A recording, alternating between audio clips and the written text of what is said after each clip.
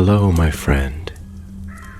The world of magic, filled with legends and ancient tales, is opening its gates once again.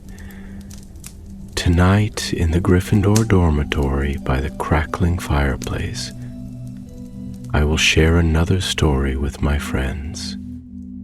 Join us, for the magic is about to come alive. Long ago, beneath the white marble halls and winding staircases of Gringotts' wizarding bank, there were whispers of a fourth tunnel, not the grand vault passages known to goblins and witches alike, nor the perilous caverns beneath high-security chambers, but a secret path, ancient, sealed, and spoken of only in hushed tones. Most believed it a myth, but myths, as every wizard knows, have a habit of being true. On a rainy evening in Diagon Alley, thunder rumbling like the roar of a sleeping dragon, a young witch named Elara Vance stood before the bronze doors of Gringotts. The goblin guards eyed her with suspicion, for she was no ordinary customer. She wore no cloak heavy with gold, no airs of wizarding nobility.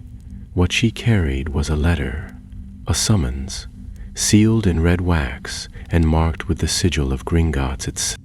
Elara had been trained as a curse breaker in the field teams of Gringotts, working in dusty pyramids and ruins riddled with jinxes, but in truth she had never quite belonged. Too curious, too headstrong, and far too reckless for the goblins' liking. As the bronze doors creaked open, she was ushered through the glittering main hall and down into the private offices of Ragnarok, director of vault security. The old goblin sat behind a desk carved from obsidian, his fingers steepled and eyes sharp as daggers. "We have need of your unique talents," he rasped. Elara said nothing, her eyes flicking to the ancient scroll laid open before him. The parchment was cracked with age, yet the ink glowed faintly, as though it had been written in starlight. "The fourth tunnel has been disturbed," Ragnarok said. "By whom we do not know, but its wards have weakened. Something old is stirring beneath our feet." Elara raised a brow. "I thought the fourth tunnel was a legend." Ragnarok bared his teeth in what might have been a smile or a warning. "Many things at Gringotts are. That does not make them safe." He told her then of a vault sealed in the age of the Founders, guarded by curses so cruel no goblin had dared reopen it. A relic had been lost within, a weapon of magic tied to Morgana herself.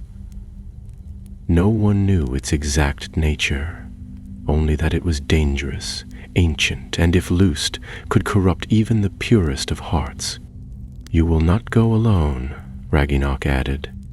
"A goblin will guide you. His name is Boric. He has studied the old blueprints, and we have assigned one of the Ministry's unspeakables to the team. The Department of Mysteries has a vested interest." Elara's stomach turned. An unspeakable, mysterious, tight-lipped folk who dealt with the arcane and the forbidden, just the kind of companion you didn't want in a dark tunnel. But she agreed. What choice did she have? The next evening, deep within the bowels of Gringotts, she met her team. Boric was squat and gray-skinned, with a jagged scar down one side of his face. He said little beyond grunts and mutterings about long-dead mistakes. And the unspeakable? He arrived in silence, wrapped in a black cloak that shimmered faintly in torchlight. His face was hidden behind a smooth silver mask, and he gave no name. "Call me Ash," he said in a low voice. "Names carry weight where we're going." Together, the three of them descended past the known vaults and treasure hoards, down stone stairs slick with moisture.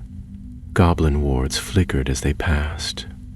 Old magic, half asleep, humming against their skin. Then they came to a wall.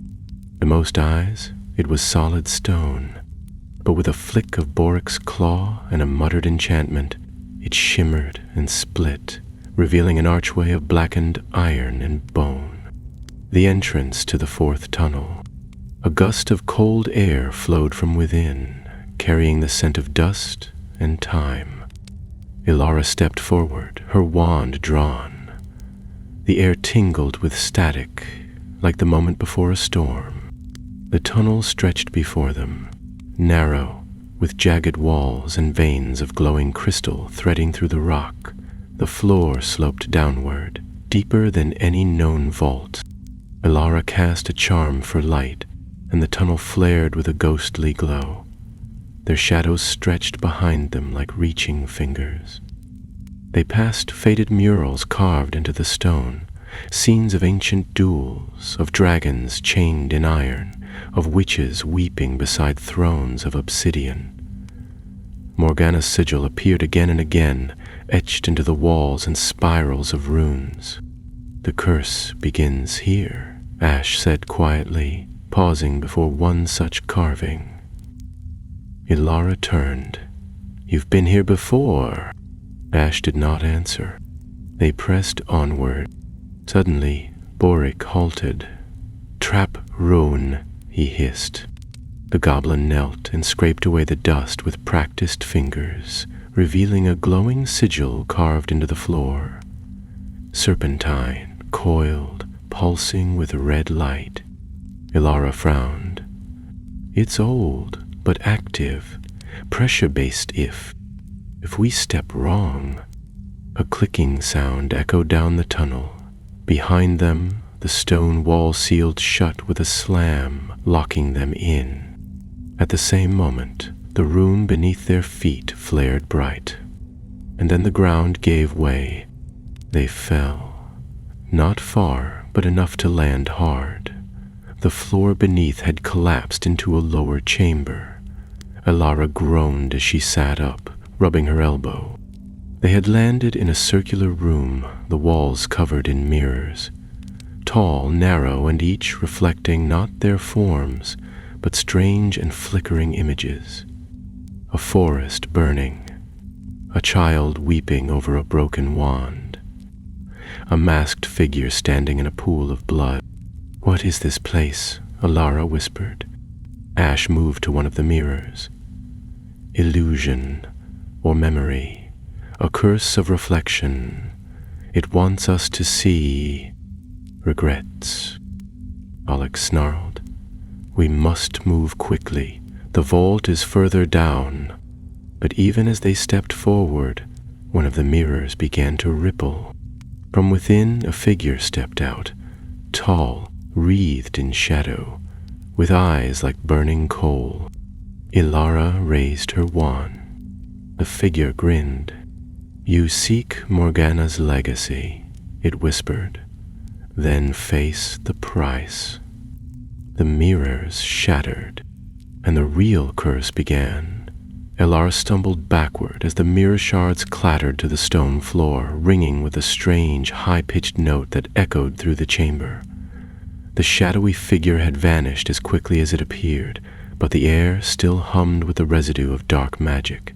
She glanced at Ash, whose silver mask had tilted ever so slightly toward the broken glass, his shoulders taut. "What was that?" she asked, her voice low. Ash straightened, brushing a gloved hand against his cloak. "A warning, or perhaps a test. This place was designed to confuse and divide. We must keep our minds clear." Borik snorted, stepping around the shards with practiced ease. "Wards like these feed on fear. They won't waste power on trifles. That thing meant something." The princess administrator, Ilara, didn't answer. Her eyes had caught something glinting in the fractured mirror. Not a reflection, but a symbol carved behind the glass. A crescent interlocked with a circle traced in gold. A rune of concealment, but ancient, almost forgotten. She leaned closer, tracing it with the tip of her wand. The rune pulsed faintly, responding to her magic. For a moment, the wall behind the mirror became translucent, revealing a narrow passage winding away into darkness, not part of the known tunnel, not marked on any map. "A hidden path," she murmured. "The curse is layered. The straight road may not lead to the vault." Ash stepped beside her, his tone unreadable. "Then we follow the road less taken." Boric grumbled under his breath, but made no protest. He took the lead, lighting a dull green glowing orb that hovered before them and cast sickly shadows along the walls. The new tunnel was colder, the air sharp with iron and old enchantments. The ceiling was lower here, the floor uneven. Somewhere above, the sound of distant grinding echoed. The fourth tunnel shifting behind them, rearranging itself like a living maze. Elara's heart pounded. She had studied cursed architecture during her training, had even explored some ruins that changed shape to trap thieves or invaders, but this was something older, more deliberate. "How deep does this go?" she whispered. Boric glanced over his shoulder, his eyes narrowed. "No goblin has walked this far since the founders. We are beneath the main vault levels now, perhaps deeper than any known chamber."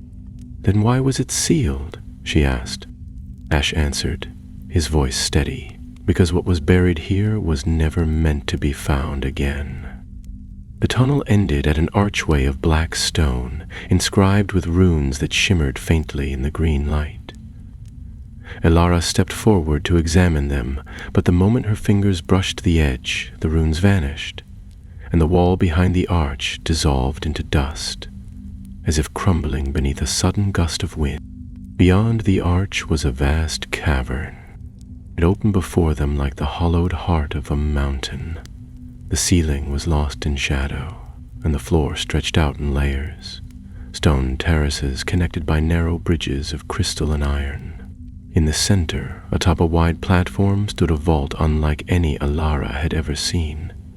No golden doors, no numbered plaque, just a ring of obsidian stone circling a dais, and upon that dais a pedestal with a faintly glowing object resting atop it. Though they were still far, Elara could feel the magic radiating from it, ancient, sharp-edged, and coiled like a serpent ready to strike. Boric's eyes widened. "The heart of Morgana," he breathed. "It's real." Ash did not move. "We must not touch it. Not yet." But even as he spoke, the light shifted. Something stirred along the terraces. Elara squinted into the gloom and saw movement. Figures, faint and flickering, stepping from the shadows. They came from the far ends of the cavern, drifting silently toward the pedestal. At first she thought they were ghosts, but they left no shimmer in the air, no coldness. Their outlines were blurred, their forms inconsistent, as if shaped by memory rather than flesh. Boric backed away. "Memory wraiths," he hissed. "Born of Morgana's wards, they guard the vault." Elara raised her wand, her grip tightening. "How do we fight them?" "You don't," Boric growled. "You resist." Ash stepped forward, his cloak trailing behind him like smoke. "They feed on your past, on guilt, shame, doubt. They will show you what you fear, what you regret. They are not real unless you let them be." The first of the wraiths approached. Elara saw it clearly now. It wore the robes of a man she once knew, a fellow cursebreaker lost in a tomb in Cairo, someone she couldn't save. His face was bloodied, his mouth twisted in pain, his eyes pleading. "You left me," he said. "You ran."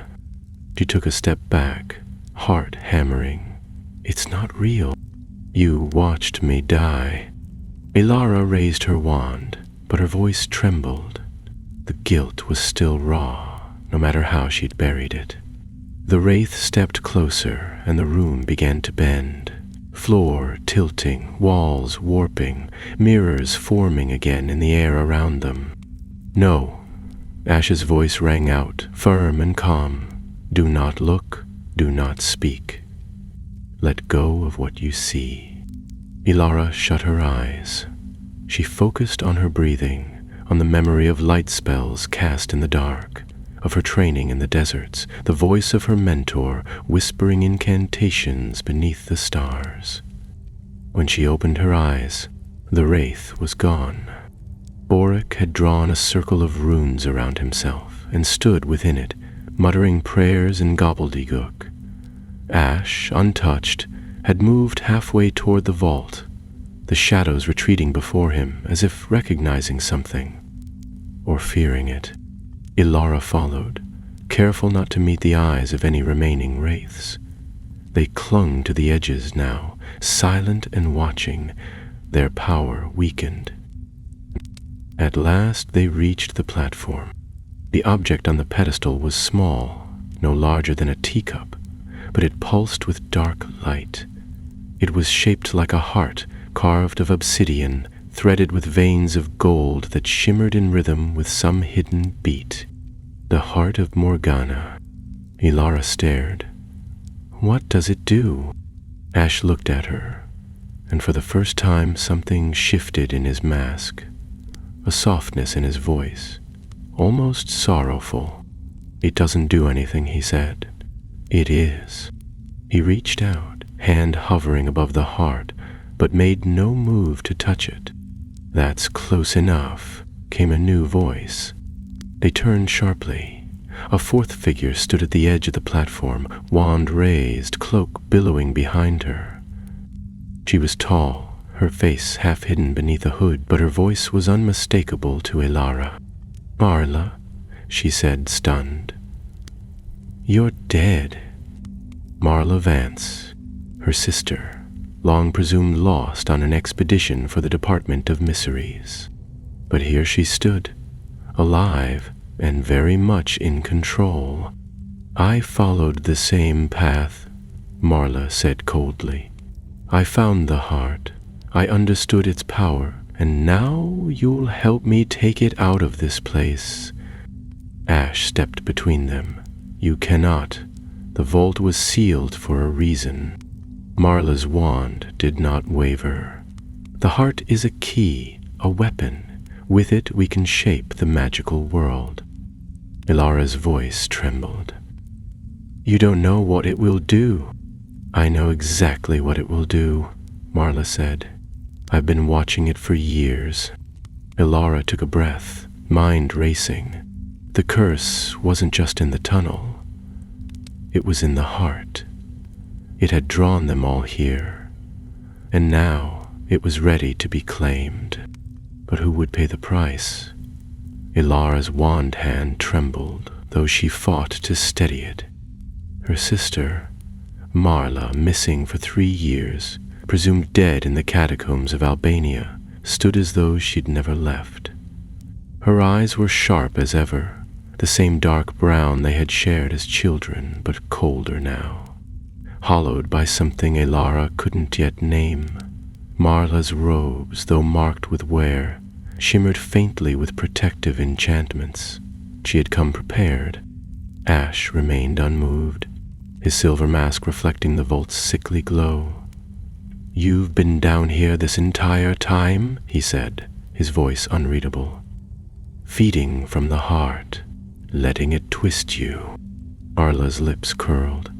"You sound like one of the unspeakables who tried to destroy it. They failed, of course. The heart cannot be destroyed, only claimed." Her wand twitched toward Ash, then toward Elara. "And you are always too soft, El. Too bound by rules, by what they told us magic shouldn't be. But I've seen what it can be." And Lara shook her head, her thoughts churning. The warnings carved into the tunnel walls, the illusions and traps, the wraiths that had nearly torn them apart. It hadn't been the heart defending itself. It had been trying to keep something in. Ilarast heeded Alaran. Alara asked, forcing herself to meet Marla's eyes. This wasn't Gringotts. You're the one who weakened the wards. You wanted us to find the tunnel again. Marla didn't deny it. I couldn't unlock the final seal alone. It requires 3 witch, goblin, and unspeakable. Just as it was locked 3 centuries ago, Oryx snarled, stepping closer to Alara's side. That seal was placed by our greatest makers. No creature who understood its danger would ever break it. But you already have, Marla said, voice light. By walking this far, by surviving the wraiths, by awakening the chamber, you've undone the binding. All that remains is to take the heart. Ash raised his wand at last, his tone low and dark. If you touch it, you'll never leave this place. The 4th tunnel will seal again. You'll be trapped, and so will we. Marla's gaze flicked to the pedestal, the faint light of the heart pulsing in rhythm with her breath. For a heartbeat, something passed across her expression. A flicker of doubt, perhaps, or of pain, but it vanished as quickly as it came. I'm willing to take that risk, she said, stepping forward. Ilara reacted without thinking. She darted between her sister and the pedestal, wand raised, heart pounding. You don't know what it will do to you. It feeds on desire, on ambition. It gives power, but it changes you. Marla's eyes narrowed. Then, perhaps I've already changed. A crackling sound echoed through the chamber. The wraiths that had retreated into the cavern's shadows began to stir once more, their formless bodies swirling, drawn toward the rising tension. The temperature dropped. The pedestal trembled. The heart flared with sudden, blinding light. Ilara's voice shook as she whispered, "It's reacting to us." Ash stepped forward, his wand tracing a protective arc through the air. This is no longer a vault. It's a ritual. Oryx muttered something in gobbledygook and flung a handful of silver powder into the air.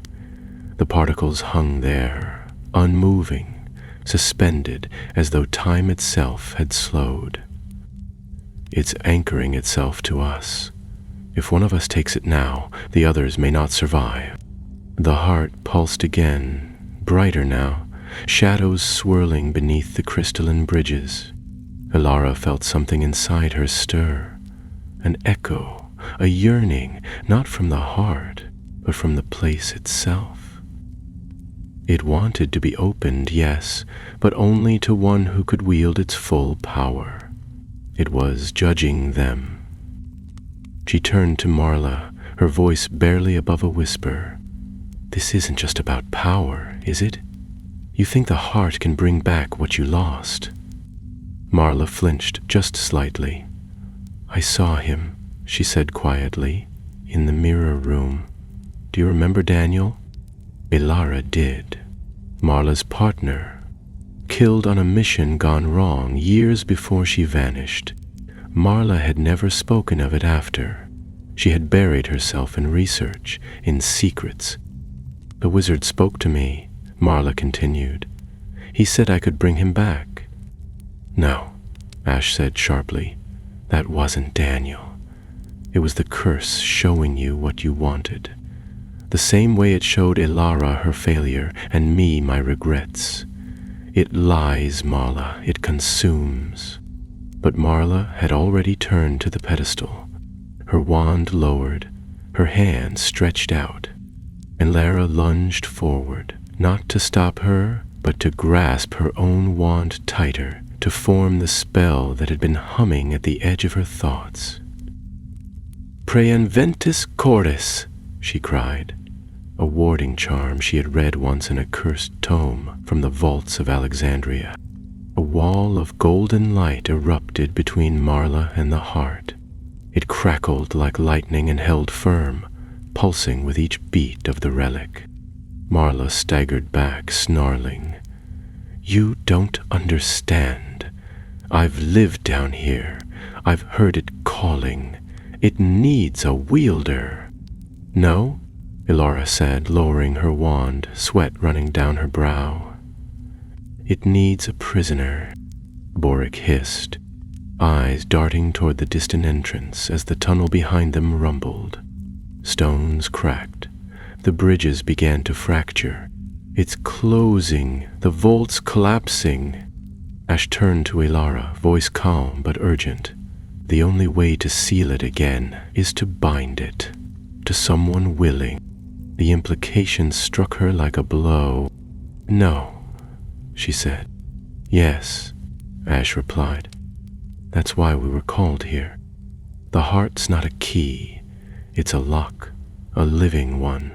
It can only be sealed with magic strong enough to hold it in place. If we leave it, it will seek another path to the surface." Ilara's throat tightened. "There has to be another way."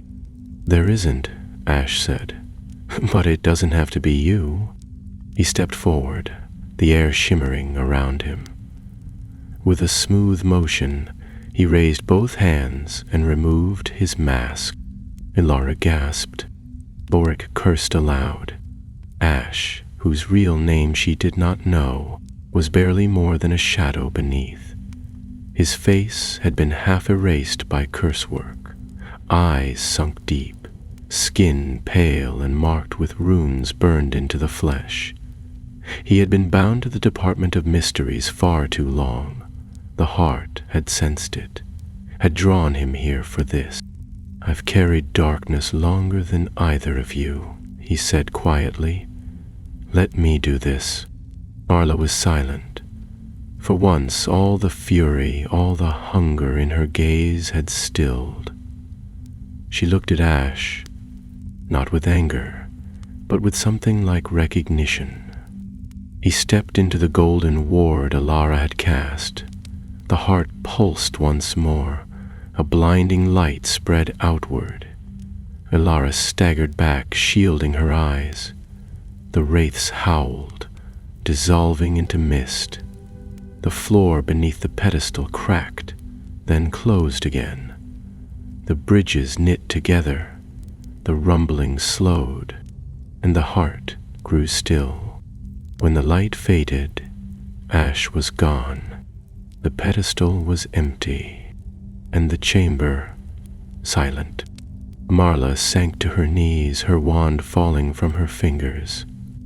Elara knelt beside her, not speaking. Above them, the fourth tunnel began to shift again, but this time not to trap them. A path opened behind the platform, an exit, old and unused but clear. Boric moved first, his expression grim. "We should leave before it changes its mind." Elara helped Marla to her feet. Her sister didn't speak as they walked. She didn't need to. Whatever had driven her before was gone now, consumed or left behind in the vault with the heart.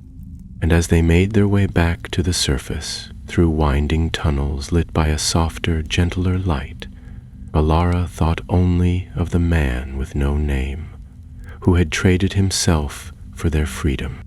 The heart was sealed, but its story was not finished. The climb back through the winding tunnels was slow and silent. Though the cursed vault had been sealed behind them, the air still crackled with old magic. Every step seemed to echo louder than it should have, as though the walls were listening, waiting. Elara moved with her wand at the ready, her fingers tight around the handle. Though the danger had passed, she felt no peace, only a hollow weight in her chest. Marla walked ahead, her shoulders hunched, gaze fixed on the floor. The fierceness that had driven her in the vault had faded. Her robes, once defiant and laced with enchantment, now hung limply about her, as though the magic that sustained her had ebbed away with the heart. Whatever dreams she had clung to, whatever dark promise she had believed in, had crumbled the moment ash disappeared into the light. Her life, she had looked for power, and found something far older, far deeper, the price of it. Boric brought up the rear, muttering in gobbledygook every so often, and tapping the walls with a goblin-forged rod. The tunnel, it seemed, was guiding them now.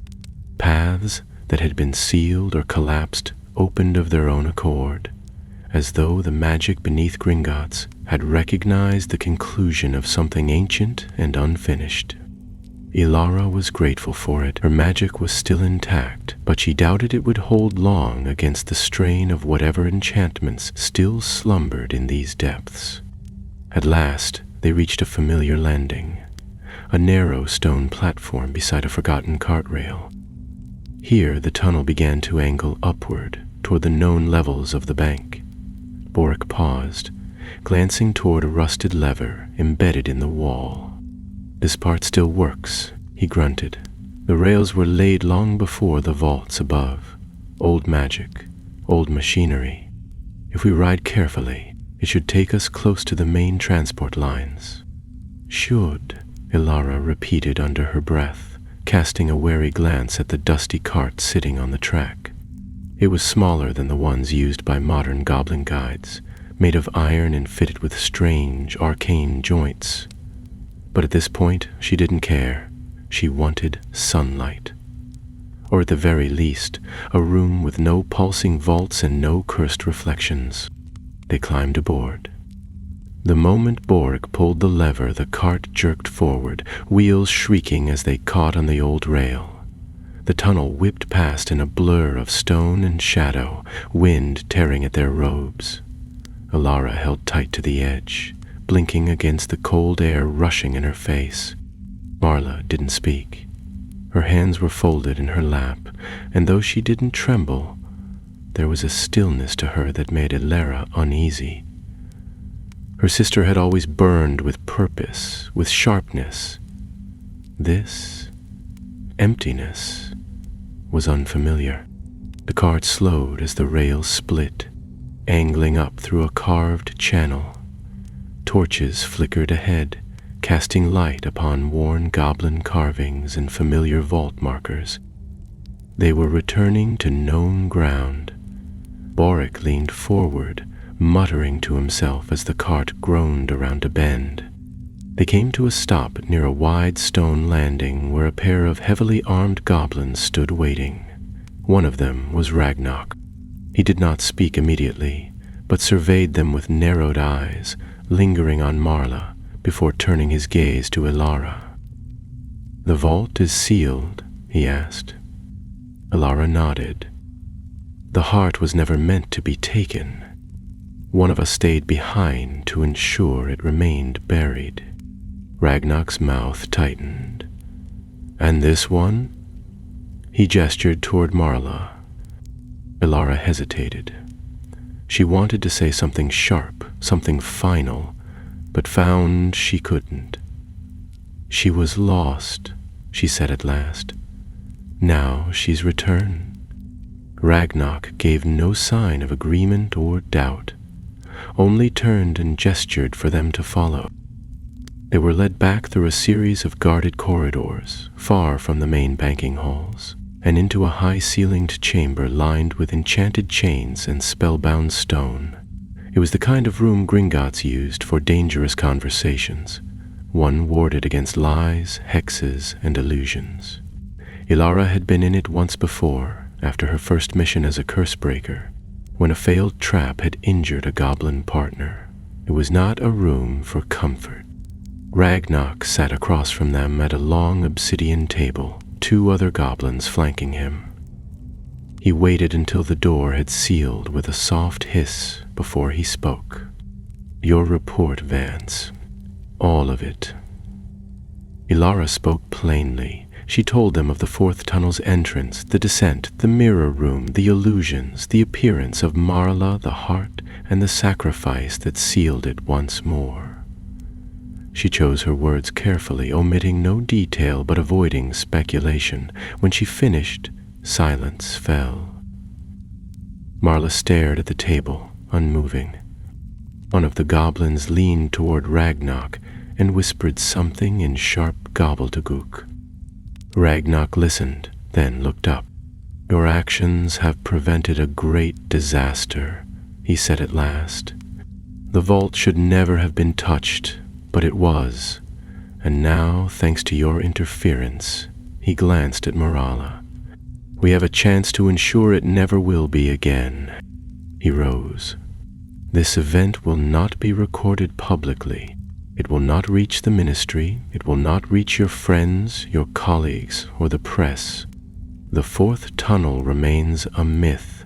That is Gringotts' decree." Ilara nodded. She had expected as much. "And the unspeakable?"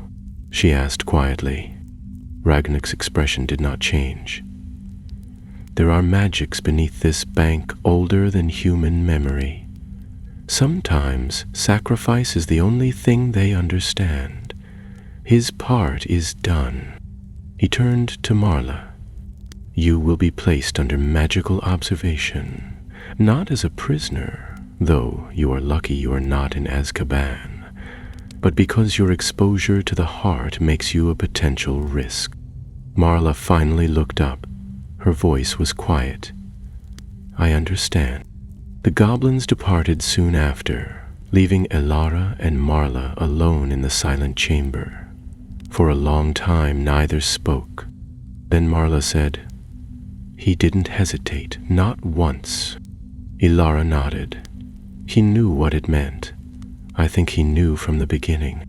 "I thought I was doing something right," Marla said, her voice hollow. "Finding something powerful enough to protect us, to change things. You weren't wrong to want that," Ilara replied. "You were wrong to think the heart would give it without a cost." Marla looked at her then, eyes tired but clearer than they had been in the vault. "Will you forgive me?" Ilara didn't answer at once.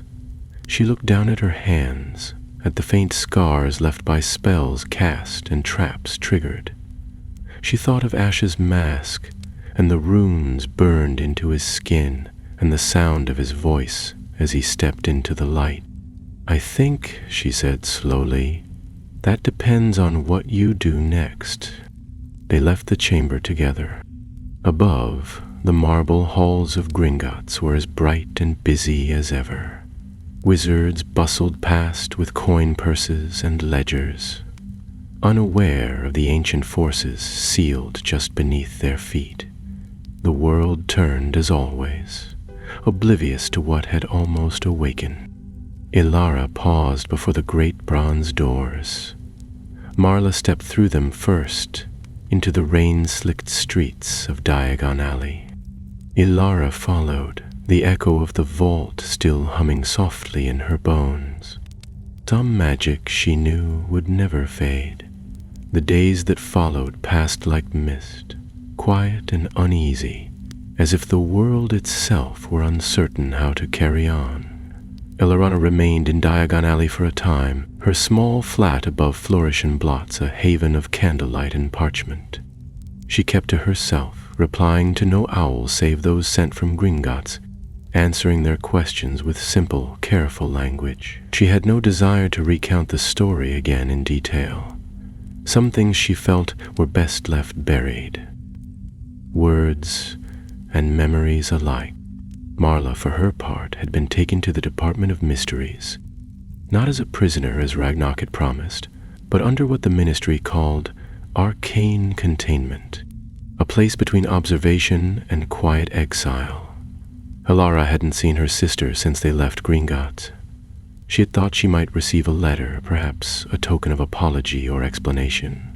None came, and yet she found herself often thinking of her, of the look in her eyes as the vault collapsed behind them. It had not been fear, nor madness.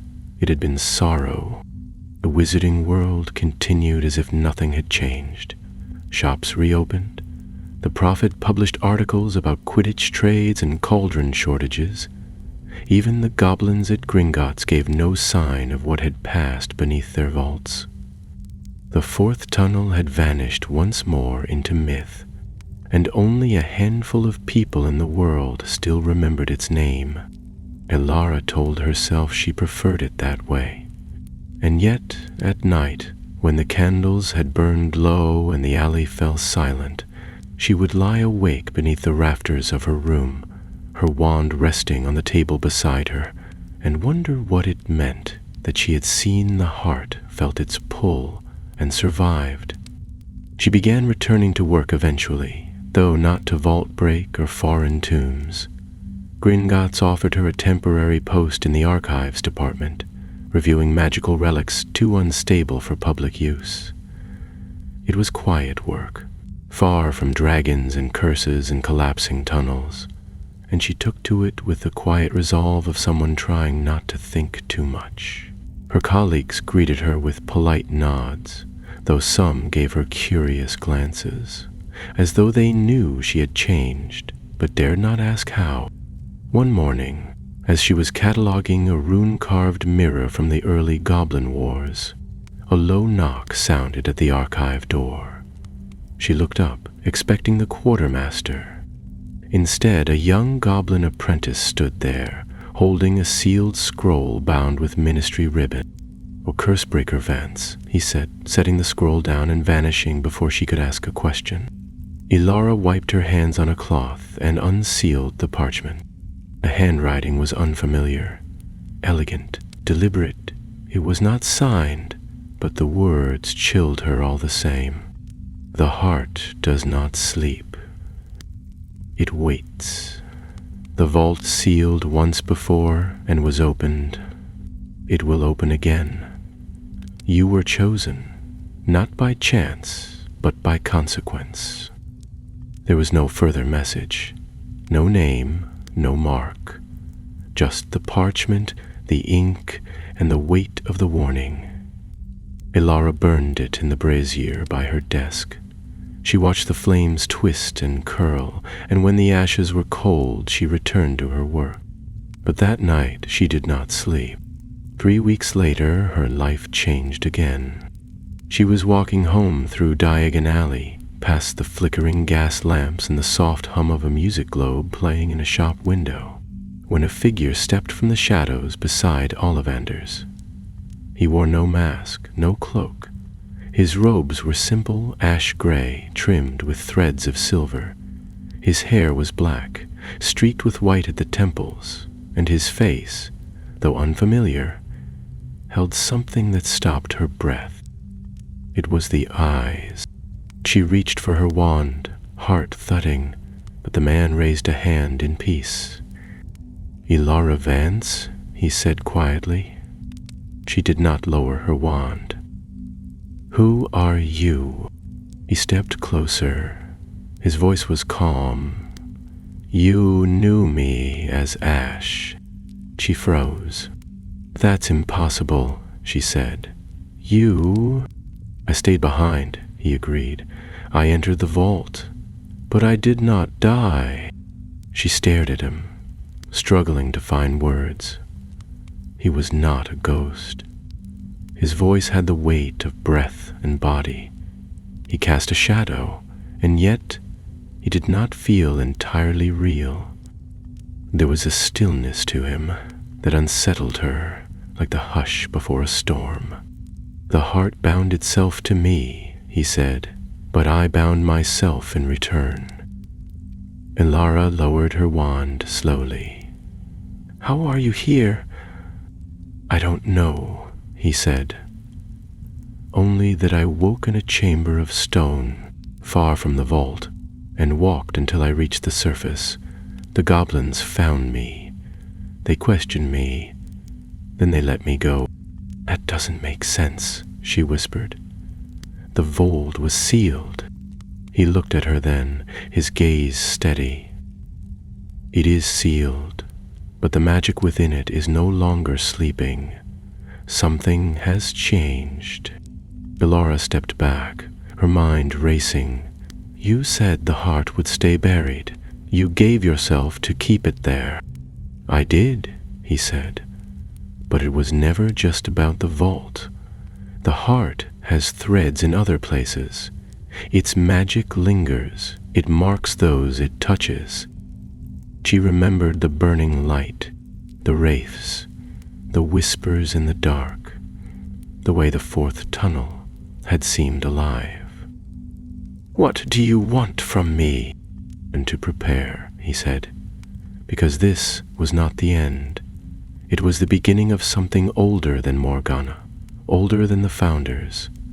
The heart is only a piece. Elara felt a chill settle into her bones. Ash turned away, his voice quiet. I'll return when the time is right. You won't be alone. Then he vanished down the alley, disappearing into the night as if the shadows had swallowed him whole. She stood there for a long time. When she returned home, she found her old satchel waiting on her bed. Inside it were her field notes, her spare wand, and a fresh roll of parchment she did not remember packing. On it was written a single line in her own handwriting, though she had no memory of writing it. Vaults are not always made of stone. Some are made of secrets. Elara sat down at her desk and lit the candle beside her. She opened her notebook and dipped her quill in ink. There was more to be told, and this time she would be ready. The candlelight flickered in her small sitting room as Elara bent over her notebook, the soft scratching of her quill the only sound apart from the gentle creak of the window pane behind her. Rain tapped lightly against the glass, a steady rhythm that reminded her of Cairo, of quiet nights after cursed tombs had been cleared, and the desert wind rattled the canvas walls of her tent. But here, in Diagon Alley, there were no tombs, only books, ink, and the lingering weight of magic that refused to sleep. She had tried to tell herself that Ash's return was impossible, that the vault had taken him, that the seal had been final. But the look in his eyes, the way he had spoken, and the strange quiet that followed him, it had been real, and what he said haunted her more than anything else. The heart is only a piece. She had never considered there might be more. Morgana's vault had always been spoken of as a singular thing, a terrible relic sealed away with intent. Yet Ash's words suggested something broader, something older, something that had roots far beyond the stone vaults of Gringotts. The thought of it stirred a cold unease in her chest. In the weeks that followed, Elara returned to work as before, but her routine shifted. When her hours at the archives ended, she no longer lingered in the tea shops or bookstalls of the alley. Instead, she went walking.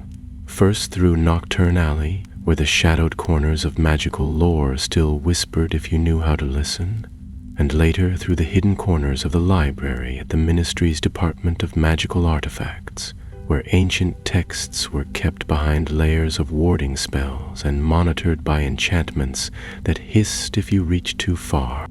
She asked no questions aloud. She filed no official inquiries. Instead, she read quietly and carefully, selecting volumes that most had forgotten: The Black Vaults of Avalon, Wards Beyond Wandwork, and a crumbling manuscript simply titled Origins of the Sealed. Each book offered fragments, tales of power hidden deep, of relics bound to living souls, of curses passed down like bloodlines. None mentioned the heart directly, but in the margins she found symbols that echoed the runes carved into the fourth tunnel's walls. A crescent over a single eye, a circle split by a jagged line. Each one familiar, each one present in the vault that had nearly taken her life. One evening, as she sat hunched over a heavy tome in the far corner of the Gringotts archives, she felt a sudden pressure in her wand hand. Her fingers spasmed, Her wand rattled on the table, and a faint warmth pulsed through the oak, as though it had caught a trace of magic not her own. She stood sharply, scanning the room, but saw nothing. The candles flickered as always. The shelves were still, yet the feeling remained, a faint pull in her chest, like a thread drawing her forward. She followed it, out of the archives, down past the older vault ledgers and deactivated curse-trap schematics, through a rusted iron door marked obsolete holdings. Beyond it lay a hall of forgotten things, broken spell components, shattered safes, and magical residue sealed in lead boxes. No one ever came here. Near the far wall, beneath a broken sconce, was a wooden chest covered in dust.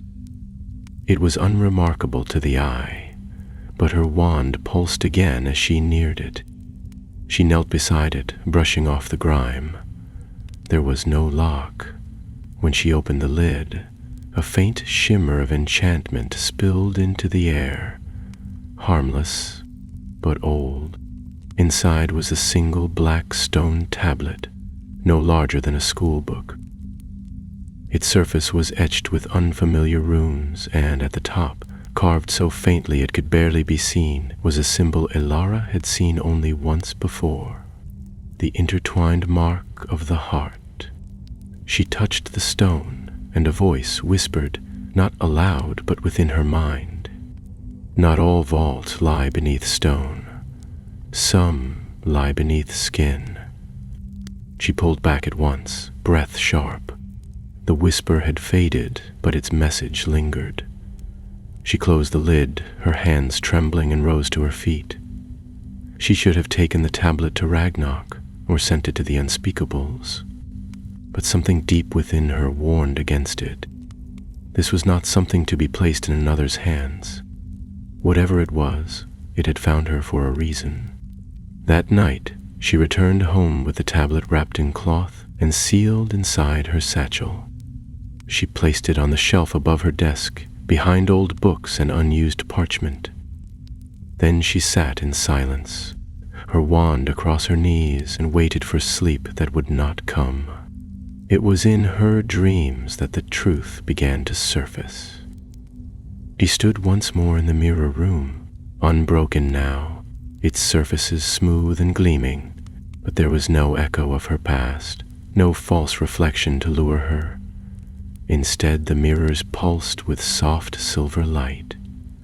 At the center of the room, the heart hovered in the air, no pedestal beneath it, no chains to hold it. It pulsed like before, dark veins glowing, but its beat was slower now, more deliberate. She took a step forward. "Elara," said a voice, clear and unmistakable. Ash stood behind the hearth, though this time he wore no mask. His face was calm, as though sleep had returned his strength. "You've seen the signs," he said. "You feel the thread." "I do," she said, her voice steady in the dream world. "There's more, isn't there? The heart wasn't the only one." Ash nodded. "It was the first to be buried, but not the only one to be born. There are 3. 3 relics?" she asked. "What are they?" Ash stepped aside. Behind him, the walls of the mirror room melted away into darkness, and in their place rose 3 shapes. One, the heart, pulsing and silent. Another, a silver circlet with a glowing center spinning slowly in the air. And the third, a dagger with a black blade, its edge alight with a flickering blue flame. "The heart," Ash said, gesturing to the first, "was made to bind, the circlet to command, and the blade to sever." Elara's breath caught. "Sever what?" "The bond," he said, eyes fixed on the dagger. "The bond between power and soul. The relics are tied to each other, and to those who bear them. If one rises, the others will follow." She looked at him. Where are they? Ash's eyes met hers. The blade sleeps beneath the waters of the North Sea, guarded by those who remember what it did. The circlet lies within the ruins of a castle swallowed by the earth, and now that the heart has stirred, so too will the others. Ilara reached out, but the vision began to fade. Ash's form blurred, the mirror room dissolving around her. Must find them, he said, or others will. Then she woke. The candle had burned out. Dawn light filtered through the curtains, pale and gray. The air in the room was still. And yet, as she sat upright in her bed, her wand rolled slowly off the desk where it had rested, pointing toward the shelf above where the tablet lay waiting. She rose without speaking, pulled her cloak over her shoulders, and wrapped the tablet once more in its cloth. Then she slung her satchel over her back and stepped into the corridor. There was no time to waste. The circlet awaited Ilara departed London before the sun had fully risen. Traveling beneath grey skies by flew to a remote station in northern Scotland, where the wind tore through the hills and the air smelled of heather and damp stone. She had no companions this time, no ministry clearance, and no goblin escort.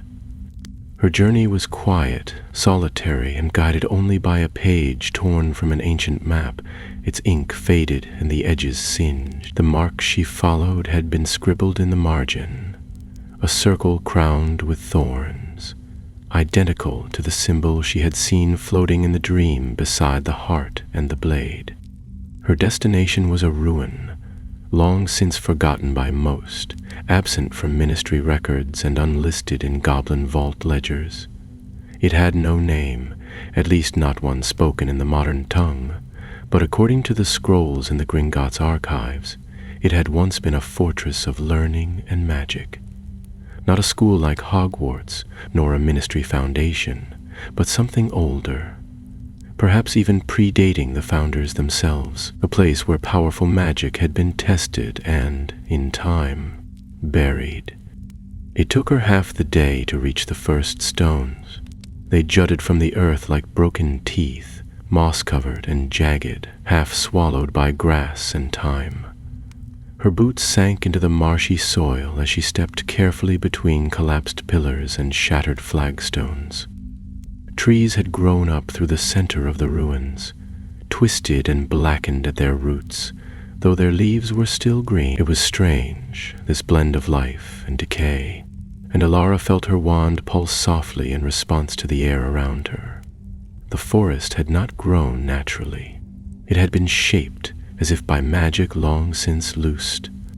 She followed the remaining path through the ruins, guided more by instinct than direction. Beneath her fingers she traced faded symbols carved into the fallen stone. Curves and spirals mirrored runes that shimmered faintly under wandlight.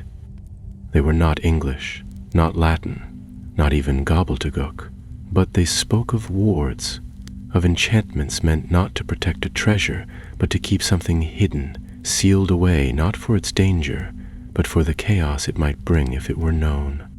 At the heart of the ruins stood a low, circular wall half collapsed and covered in ivy. It surrounded a depression in the earth, a pit once lined with marble, now choked with vines and roots. Ilara cast a soft wind charm, clearing the leaves and dust from the stone. Beneath the moss she found a seal, 3 interlocked circles, the center one marked with a single vertical line, the symbol from her dream, the circlet's mark. She reached into her satchel and drew out the tablet. As soon as it neared the seal, the runes etched into the stone glowed once more. The ground shuddered faintly beneath her boots. A low hum filled the air, and the seal split open down the middle, revealing a staircase spiraling downward into darkness. Ilara paused only long enough to cast a light from the tip of her wand, then began her descent. The air grew colder with each step, thick with the smell of earth and something older, Not rot exactly, but the scent of magic left untouched for centuries. The stone beneath her feet was smooth, worn by time but unmarred by water or roots. Whatever this place had been, it had been preserved by enchantments far stronger than any she had seen above. The stairs ended in a wide chamber, lit only by the glow of the runes lining its domed ceiling. The walls were made of black stone veined with silver, and across the floor ran a mosaic of pale blue tiles arranged in a spiral pattern. At the center of the room stood a pedestal of polished obsidian, and atop it, hovering just an inch above the surface, floated a silver circlet. It was elegant, thin, and gleamed with a light of its own. Its shape was simple, unadorned, yet Ilara could feel the magic radiating from it like heat from a fire. Her breath caught in her throat. There could be no doubt this was the second relic. She approached cautiously, the sound of her footsteps swallowed by the chamber. Her wand hand twitched as she neared the pedestal. The circlet's magic reached toward her, brushing against her skin, her thoughts. It was not cold like the heart, nor filled with sorrow and memory. It was clearer, sharper, like a whisper of knowledge waiting to be spoken aloud. She felt ideas bloom in the back of her mind, spells she had never learned, words and languages she had never read. It was intoxicating, but she did not touch it. Not yet, she whispered to herself, lowering her wand. Not like last time. Then the air shifted. From the darkness beyond the runes stepped 3 figures, cloaked and silent. Their faces were hidden beneath hoods, and their robes bore no crest or mark. Ilara stepped back, her wand raised at once. "Who are you?" she demanded. "This place is sealed." The tallest of the figures spoke, a man's voice, low and smooth. "We were drawn here as you were. The circlet called. We came to answer." Another figure, smaller and sharper in posture, stepped forward. "You found the heart. You sealed it. That was a mistake." Ilara narrowed her eyes. "Who are you?" "We are seekers," said the first figure. "Not of gold, not of glory, of the relics that bind magic itself." The third figure, silent until now, lifted a hand. With a flick of the wrist, the chamber pulsed. The silver glow from the circlet dimmed, the runes along the ceiling flickering. Ilara felt her magic tugged, drawn towards something not her own. She staggered slightly, then cast a shield charm around the pedestal. "You're not taking it," she said, voice hard. "Whatever you are, you're not meant to have this." "Who decides what is meant?" the man asked calmly. "The heart is already stirring. The others must be gathered before the balance breaks." "You mean you want to gather them," Ilara said. "To control them. That's why the vault was sealed in the first place, to stop people like you." "The vault was sealed to delay the inevitable," the woman hissed. "And you delayed it well. But the heart's power has returned to the world. Its mark is on you. And on us. You can feel it, can't you? The thread pulling tighter." Ilara said nothing, her mind racing. She could feel it. Yes, the same pull that had drawn her through the ruins, the same whisper in her wand. But she would not let them have it. She raised her wand. "You'll have to go through me." The seekers did not flinch. The air snapped with energy as the first spell struck. Red light collided with her shield, sending sparks in every direction. Ilara ducked, countered, and sent a binding hex toward the nearest figure.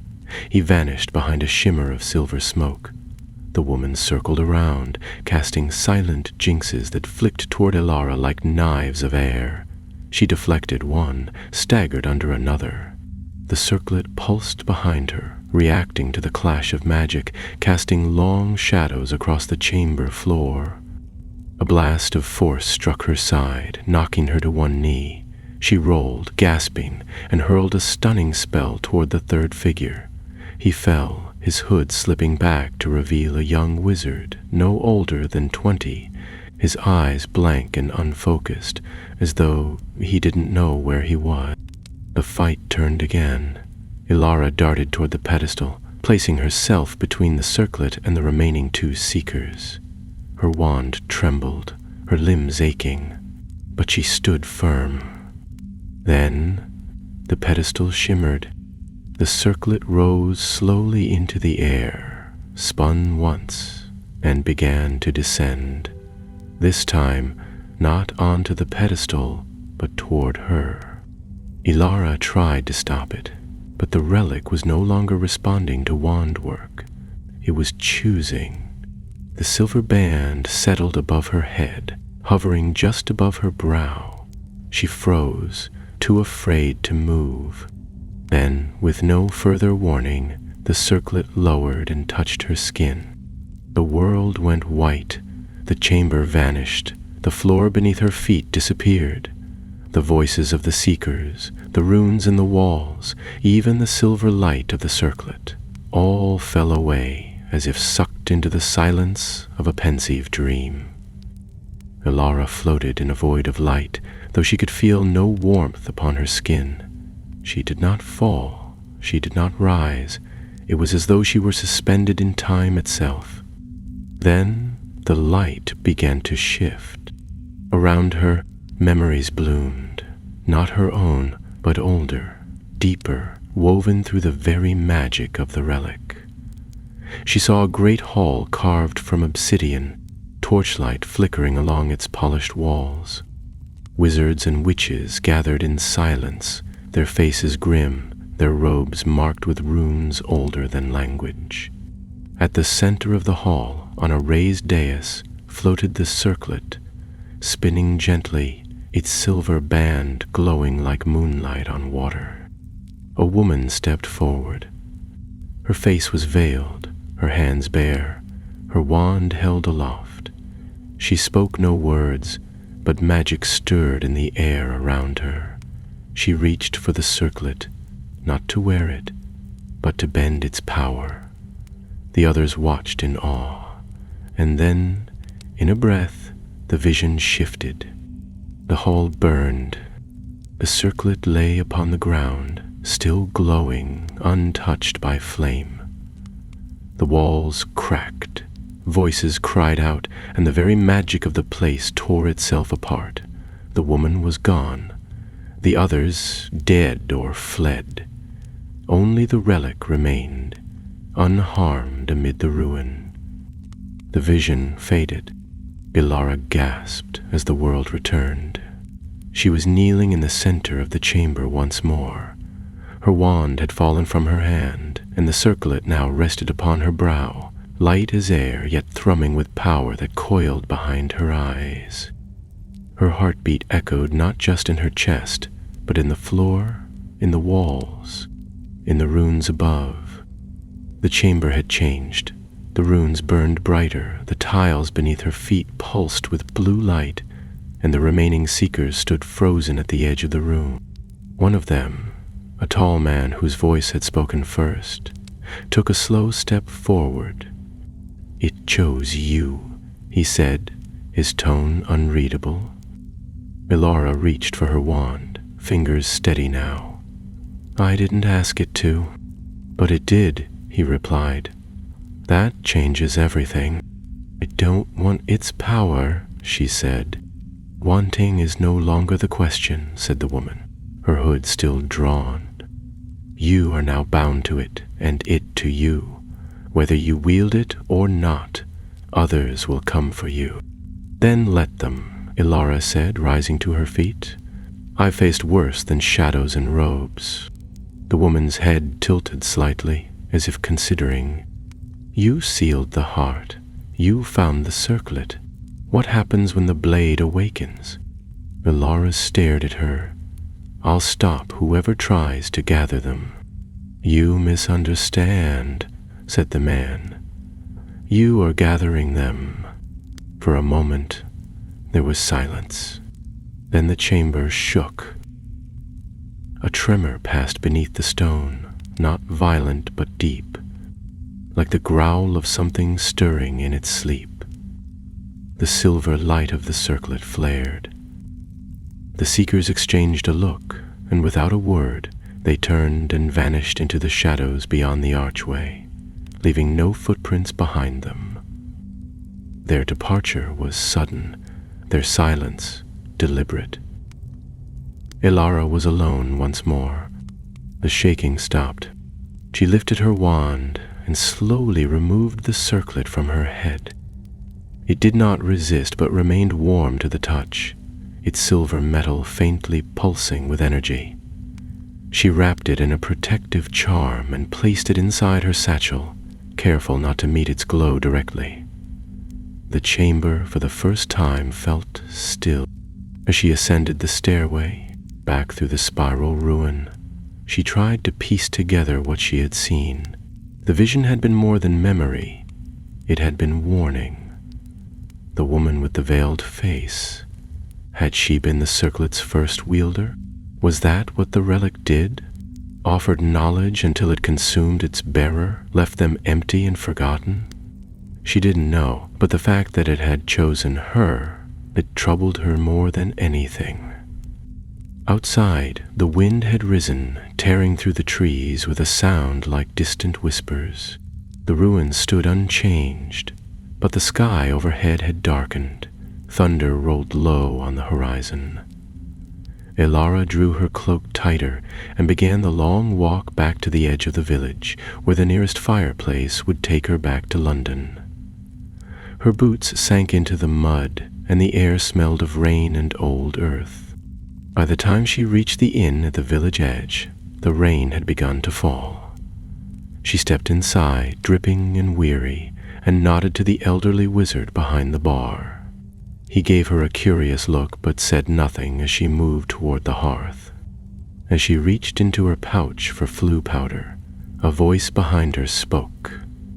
"Going somewhere, Miss Vance?" She turned slowly.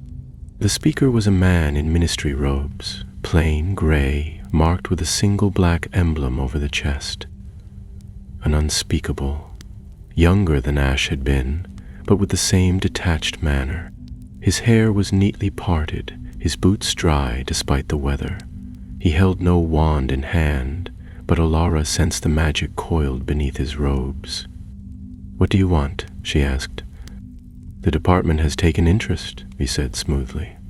"You've returned from a sealed site, unaccompanied, with something in your possession." She said nothing. "You should come with me," he continued. "Voluntarily. It would save a great deal of trouble." Elara took a slow breath. She was soaked, tired, and still shaken from the chamber's magic, but not helpless. "If you want to know what I've found," she said, lifting her chin, "you can come down there and see for yourself." The man's mouth twitched, as if amused. "I think you misunderstand me. This is not a request." She raised her wand before he finished speaking. A flick of her wrist, a wordless incantation, and the flue powder ignited in her hand. She stepped into the flames as the spell struck behind her, vanishing in a rush of green light. When she emerged in her flat, coughing ash and soot, she sealed the fireplace behind her with a locking spell, so old the stones themselves hissed. Then she placed the circlet atop her desk and stared at it in silence. She was being hunted now, not just by seekers and shadows, but by the ministry itself. The relic had chosen her. Now the game had begun. The next morning dawned gray and dull, the sort of colorless light that made all of Diagon Alley appear drained of life. Rain drizzled without conviction, settling in the cracks of cobblestones and clinging to shop windows in long streaks. Elara sat at her desk, wrapped in a thick woolen shawl, staring at the circlet. It rested quietly in its warded box, giving off no light, no sound, no whisper. It might have been nothing more than an ornament, a trinket overlooked in some dusty shop window, were it not for the heaviness in the air around it. A pressure, subtle but constant, like standing beside a storm you could not yet hear.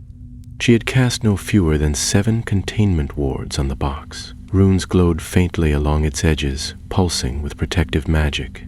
Even so, she could not shake the feeling that it was aware of her, that it was watching. Every so often the pressure would ease, then return as soon as her thoughts wandered. It was like standing beside an open door in a house that was supposed to be empty. She had slept poorly. Her dreams had been filled with shadows and broken mirrors. Ash had not appeared again, nor had the Seekers. But the whisper of the relic remained, silent in daylight, but never truly gone. She needed help. Not from the Ministry, who would no doubt seize the relic and disappear her into one of their secure wings, nor from Gringotts, who would seal it in a vault and pretend the world outside didn't exist. There was someone else, someone who had once walked the lines between these powers. Someone she had not seen in nearly 2 years. Thorn Fletcher, a former Hogwarts Ravenclaw turned wand-maker's apprentice, turned archivist for the Department of Mysteries. Thorn had vanished from public life shortly after Ilara's 2nd year in curse-breaking. He had always claimed he was pursuing knowledge that didn't sit well with the Ministry. Old magic, pre-Founder's theory, wandless channeling. But it was never clear whether he had gone underground or simply found something too dangerous to share. Either way, if anyone understood relics older than language, it was Thorn. She didn't know where he lived now, but she remembered the place he had called his sanctuary. Not a flat or a study, but an abandoned train tunnel beneath the edge of Muggle London, where magic clung to rusted metal and forgotten stone. He had shown her the way once, in a rare moment of trust. She had never returned. That afternoon, under the shelter of a charm that repelled attention, she stepped into the shadows of Charing Cross and slipped through the old gate that led to the broken station. Vines had overtaken much of the entrance, and the old railway sign hung crookedly on rusted nails. But as soon as her boots touched the track, she felt the wards hum against her skin. Someone had kept them alive. She raised her wand, whispering the phrase Thorn had taught her long ago. Vita's silence. The air shimmered, and the stone archway before her unfolded like a curtain being drawn back. A soft blue light spilled out, revealing a narrow passage lined with sigils etched into every inch of stone. She stepped through. The tunnel led to a wide underground chamber. It was warmer than she remembered and filled with floating orbs of light that moved slowly like drifting lanterns. Bookshelves lined the walls, stacked haphazardly with volumes, scrolls, bits of broken wandwork, and dried herbs strung on wire. At the center stood a tall, narrow desk, cluttered with parchment and half-scribed runes, and behind it, ink-stained, sleep-deprived, and just as sharply dressed as he had been years ago, stood Thorn Fletcher. He didn't look surprised to see her. If anything, he looked as though he'd been expecting her for some time. "Ilara Vance," he said, adjusting a lens strapped over one eye. "I had a feeling you'd show up eventually." She lowered her hood. "I need your help." He gestured toward the desk, sweeping aside a small pile of crystal shards. "With something cursed, something ancient, or something stolen?" She hesitated. "All 3. He raised an eyebrow, then turned back to the table. "I'll put the kettle on." A few minutes later, seated beneath a flickering lantern and wrapped in the scent of sage and burning parchment, Ilara laid the circlet before him. She did not remove it from the box, but the moment Thorn leaned close, the light in the room shifted, the air thickened. He froze, then reached up to remove his lens, eyes narrowing in sharp calculation. "Well," he murmured, "that's no trinket." "It's one of 3, she said. "The Heart of Morgana was the first. This is the second. The third is called the Blade." Thorn leaned back in his chair, crossing his arms. "You found the heart, the actual heart? Not the reconstruction that was passed around by that lunatic in Sofia?" "I found it," she said, "and helped seal it, but something went wrong. It's stirring again, and now the circlet's chosen me." Thorn rubbed his chin. "Chosen you? That's rare for a relic of this age. Most respond to ritual, not personality." "They're not ordinary relics," she said. "They're linked, and I'm not the only one searching. There's a group. They call themselves Seekers. They try to take the circlet. They'll be after the Blade next." Thorn's gaze darkened. "The Blade, the Severa. I've only seen it mentioned once, in the records of an expedition that never returned. A chamber beneath the sea. No survivors. The record was sealed by the department." "I think I need to find it," Elara said, "before the Seekers do." He nodded slowly. "You'll need more than your wand. These relics, they don't just hold magic. They change it, warp it, and the more you're around them, the harder it is to see clearly. You'll need grounding." Elara blinked. "What sort of grounding?" "Something to remind you who you are," he said. "A tether. Your own magic must remain yours, or the relics will shape you instead." She thought of the whisper in her dreams, of the runes that danced behind her eyes when she slept. She nodded. "Will you help me?" she asked. Thorn smiled faintly. "I've waited 10 years to see magic like this again. I'm not letting it pass by." They worked through the night. Thorn began with the circlet, measuring the pulse of its enchantments, mapping the arcane layers that surrounded it. He taught her a binding ward used by early Ravenclaws, one that allowed the bearer to wear a relic without surrendering to it entirely.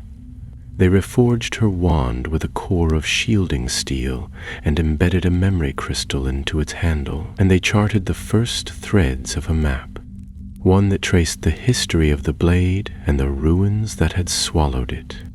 When dawn broke above the forgotten station, Elara stood at the edge of the tunnel with her satchel packed and her wand holstered at her side. "The sea will be cruel," Thorn said as he handed her a final set of scrolls. "There's old magic in those waters. Things even the relics fear." Elara nodded. "Then I'll be careful." He hesitated, then added, "And Elara? When you find it, don't try to use it, not unless you have to. The blade was made to break things, including people." She left with the wind rising behind her, the weight of the circlet still resting in her pack, and a new purpose building in her chest. The relics were not asleep. The game had begun, and somewhere beneath the sea, the blade waited. The North Sea was gray and restless, the waves rising like great slow breaths beneath a sky streaked with steel. Elara stood on the deck of a small magical sloop called the Asterion, its hull charmed to cut through enchanted currents and resist the influence of hidden wards that lurked in these waters. The wind was bitter, whipping strands of hair from beneath her hood and flinging salt against her cheeks. She had crossed oceans before, but this journey felt different. It was not just the destination that stirred unease in her.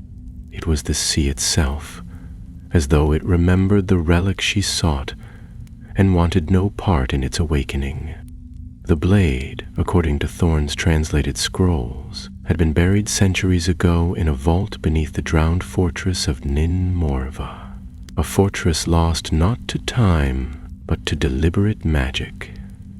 It had once belonged to a conclave of wand makers and duelists who had devoted their lives to the study of severing charms.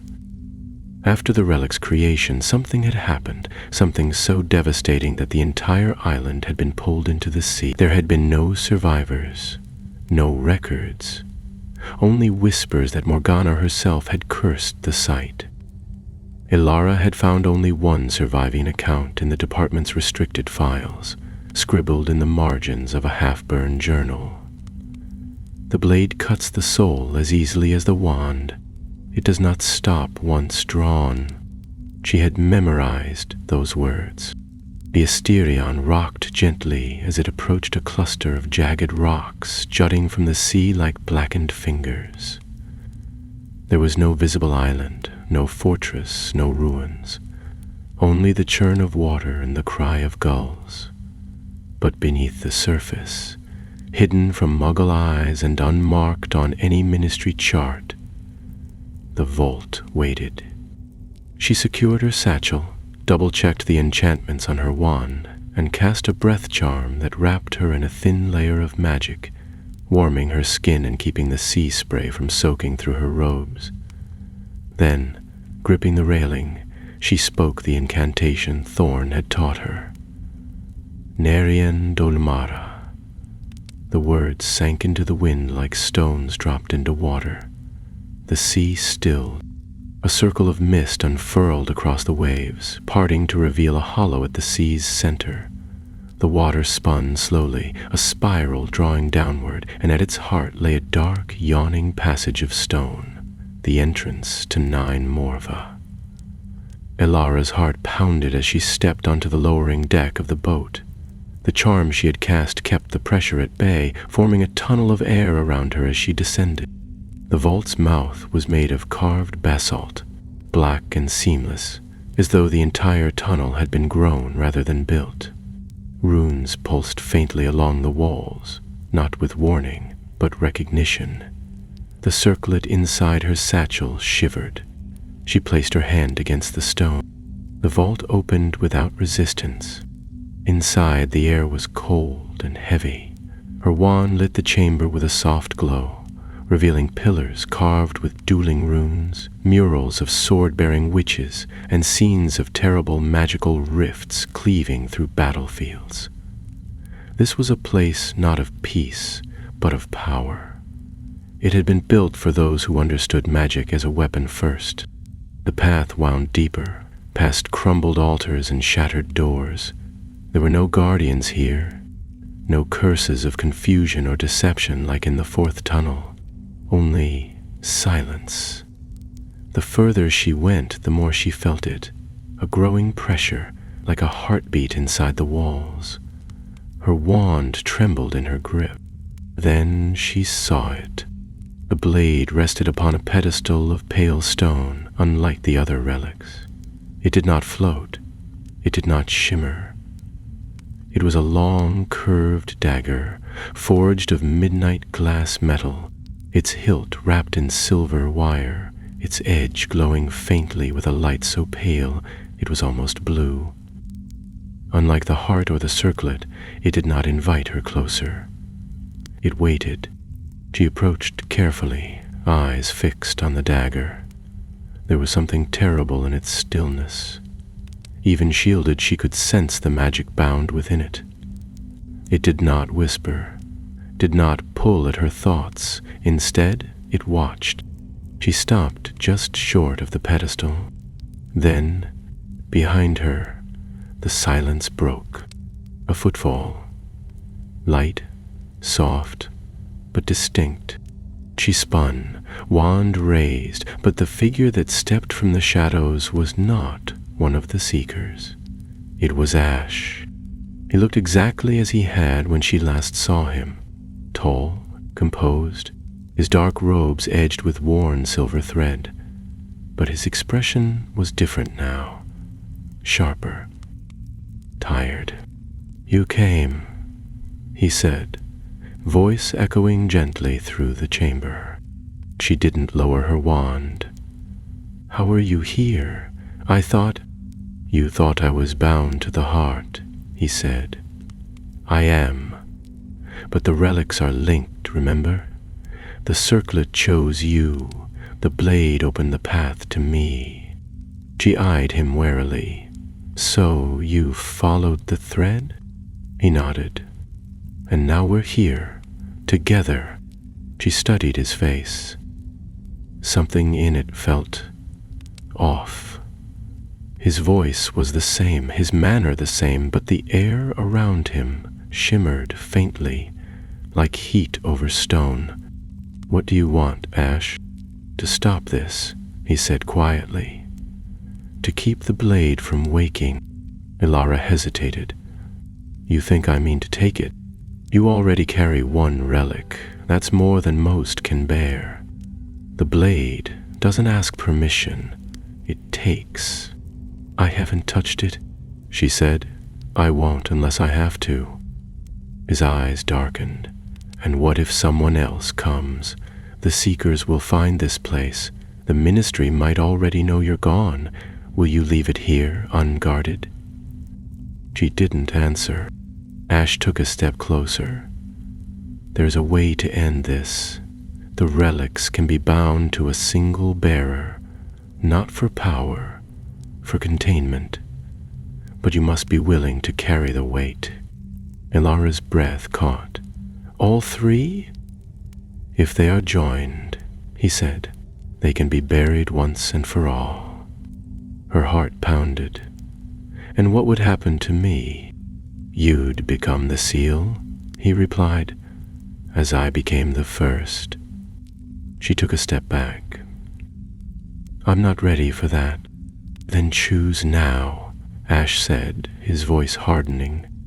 Because if you don't, someone else will, and not all will carry them for the right reasons. The blade pulsed once, faint but clear. Ilara turned toward it. The chamber seemed to darken. The light of her wand flickered. Somewhere behind her, the circlet stirred. She stepped forward. The moment her hand neared the hilt, the air split with a shriek. From the tunnel behind them, robed figures poured into the chamber. The Seekers had come. Ilara whirled around, casting a barrier between the pedestal and the entrance. Spells collided mid-air, lighting the stone with flickering green and red. Ash vanished into the shadows. The first of the Seekers raised her wand, and Ilara made her choice. She reached out and grasped the blade. Pain shot up her arm. Her vision went white, but her grip did not loosen. The relic had chosen its bearer, and the final chapter had begun. The moment Ilara's fingers closed around the blade's hilt, the chamber erupted in light and sound. Not the brilliance of a spell, nor the scream of battle, but something deeper, an ancient pulse of power that rolled through the stone like thunder underwater. The runes in the walls flared as if gasping awake, and the sea itself seemed to groan overhead. The blade, now gripped tightly in Ilara's hand, did not burn or bite. It was cold. Cold in a way that numbed the bones and filled her mind with terrible clarity. The barrier she had conjured shuddered as the first of the Seekers hurled curses against it. Crimson light scattered across the vault walls, casting long shadows that danced like smoke. Her free hand rose, wand steady, as she stepped in front of the pedestal. The blade pulsed once in her grasp, and she felt its magic seep into her veins, not consuming her, not yet, but pressing inward like a tide. It did not want to be drawn. It wanted to be used. Ash reappeared at the far edge of the chamber, dueling one of the Seekers with precise, brutal spells that sent shards of stone flying. He moved with the same discipline as before, but there was something looser now, something frayed at the edges. Ilara couldn't tell whether the heart had changed him, or whether it was the presence of the other relics that twisted the magic around him. The woman who led the Seekers stepped forward from the smoke, her wand raised, her voice clear. You cannot bear them all, Elara Vance. The relics are older than your blood, deeper than your name. They will unmake you. Elara's grip tightened. Perhaps, but they won't belong to you. You would rather destroy yourself than understand what they offer, the woman said, her dark eyes flashing. Do you know what the blade can do? It severs not just magic, but destiny. It can break any bond between wand and wizard, curse and soul, even death and life. I know what it costs, Elara said, stepping forward. I've seen the ruins, the drowned fortress. I saw what happened to the last bearers. The woman's lips curled in a smile. Then you know why we must act before the others rise. The relics are waking. They must be joined, bound, controlled. You mean claimed, Elara snapped. With a sharp movement, she raised her wand and hurled a stunning spell across the chamber. The seeker deflected it with ease, but the moment was enough. Elara turned to the pedestal and slashed the blade through the air. The stone cracked. Runes burst from the walls in a halo of blue light, and the vault trembled. Ash's voice rang out from behind her. Don't break the seal if the vault collapses. I'm not breaking it, Elara called back. I'm recasting it. She didn't fully understand the spell that had formed in her mind, only that it had come from the circlet, from the knowledge now woven into her thoughts. The 3 relics, scattered and sundered, could not be sealed individually forever. But if one bearer could hold them all, even for a time, they could be drawn together again and locked away where no hand could reach. The vault floor began to shift beneath her feet. A circle of ancient symbols rose from the tiles, etched in fire, drawing her toward the center. The blade thrummed louder. The circlet inside her satchel vibrated against its bindings, and deep in the back of her mind she felt the slow pulse of the heart, distant, buried, but stirring at the edge of wakefulness. Another spell struck the barrier. The dome cracked. One of the seekers burst through, wand raised, mouth open in a scream. Elara turned, swung the blade in a wide arc, and the spell was cut from the air. The seeker froze, staring at the space where his curse had vanished, his face twisted in confusion, then fear. Elara did not pause. She cast a stunning spell, and he collapsed without a word. Ash was beside her now. One arm burned, robes torn at the shoulder. He looked at the circle forming on the ground, then at the blade in her hand. You're really going to try? He said. There's no other way, she replied. If the relics are calling out, someone will answer. If not us, then them. He gave a grim nod. Then I'll hold them back.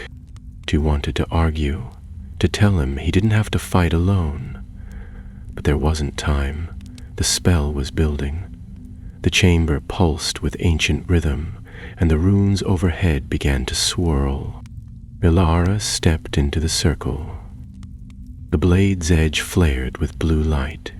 She reached into her satchel and drew forth the circlet, which glowed silver as she placed it atop her head. The room dimmed.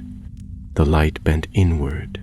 The very air seemed to pool around her as if she were a point of gravity, a convergence of all 3 relics' purpose.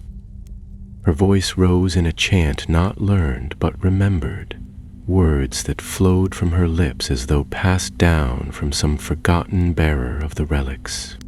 Tris relicta olum vinculo, vinculum ad voluntatem.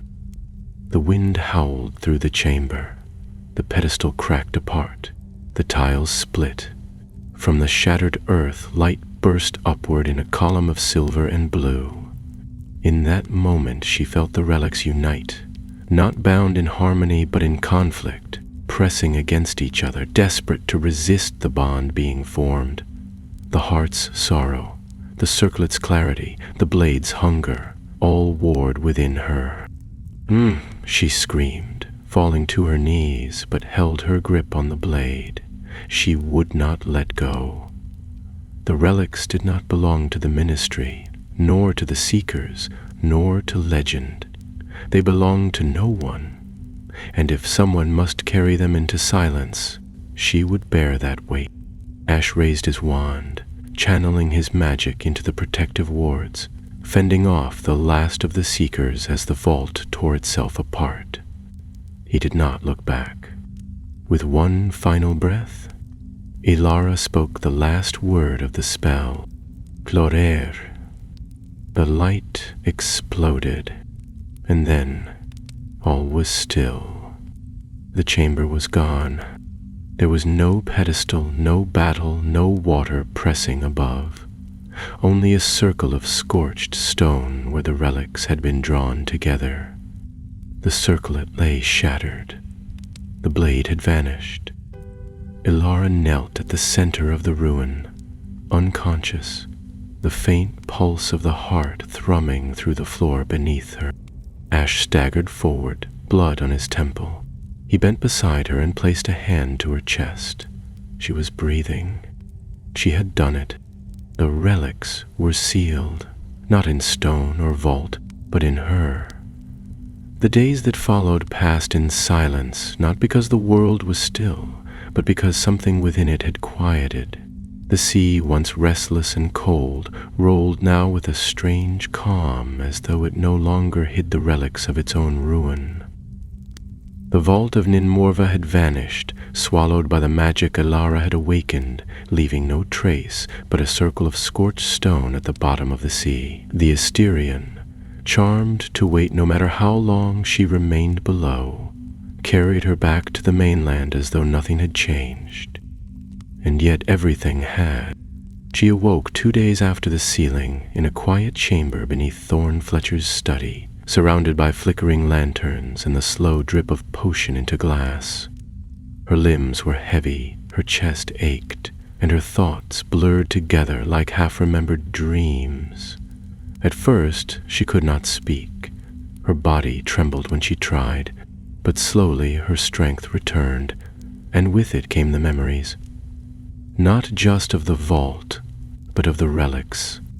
She could feel them inside her, not as voices or visions, but as presence. The heart, slumbering and distant, pulsed faintly in the back of her mind. The circlet, shattered but not destroyed, stirred with quiet clarity whenever she reached too deeply into thought, and the blade, cold, sharp, silent, rested like a shadow just behind her heartbeat. The relics had not left. They had not been destroyed.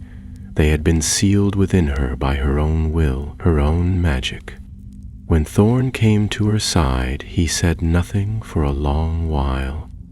He placed a hand on her wrist, checked her pulse, and finally sat in the old chair beside her bed. He looked older than he had days before, and his robe smelled faintly of seawater and spell fire. "You're lucky to be alive," he said, not unkindly. Ilara managed a small smile. "Am I? You did something no one has ever done," he said. "Not even the founders. Not Morgana. You didn't claim the relics.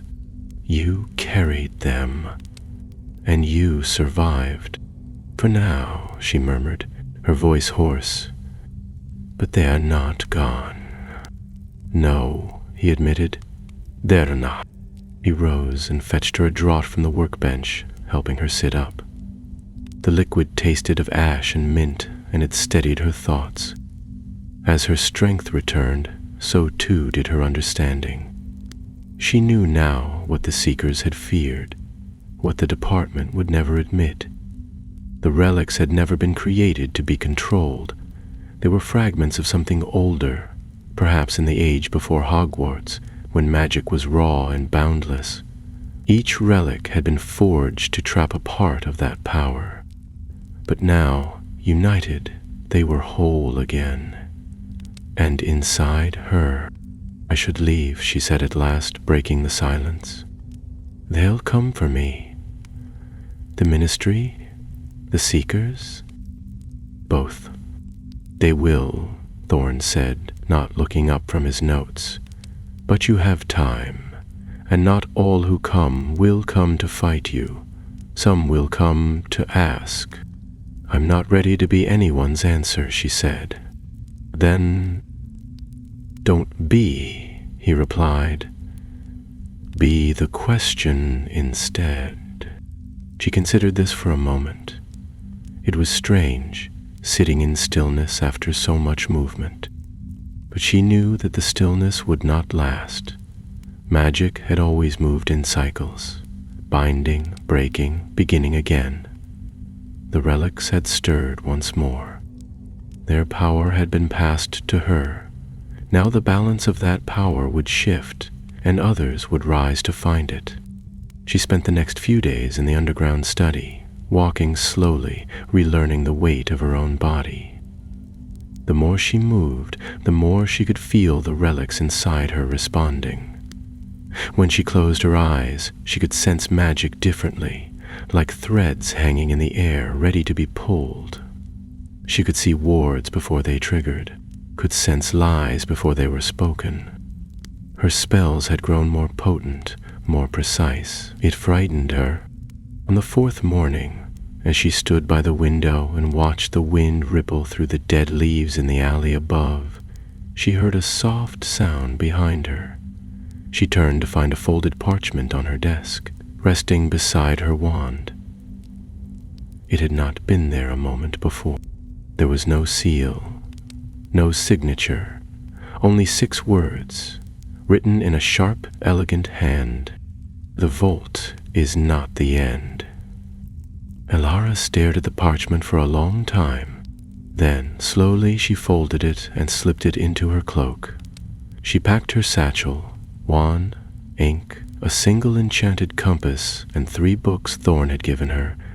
Before she left, she placed the shattered circlet inside a small warded case and tucked it beside the compass. The blade could not be carried in her hand any longer, and the heart was buried too deep to be touched. But she would carry their memory and their warning. Thorn met her at the door. "Where will you go?" he asked. "I don't know," she said, "but I think there are other relics out there. Maybe not like these 3, but pieces of the same story. I want to find them before others do." He nodded once. "You'll be hunted." She gave a tired smile. "I already am." Outside, the alley smelled of wet stone and smoke. The world had changed little while she had fought to seal what lay beneath it. Children still chased enchanted snowflakes in front of honeydukes. A vendor sold floating candles near the edge of Nocturne. But beneath the surface, the magic was watching, waiting. As she stepped into the crowd and vanished into the noise of the city, her wand tucked beneath her sleeve and the weight of the relics resting in her blood, she knew this was not a return to peace. It was the beginning of another path. Somewhere, deep in the places the maps forgot, the relics were waking. Not just the heart, the circlet, or the blade, but others, still hidden, still dreaming.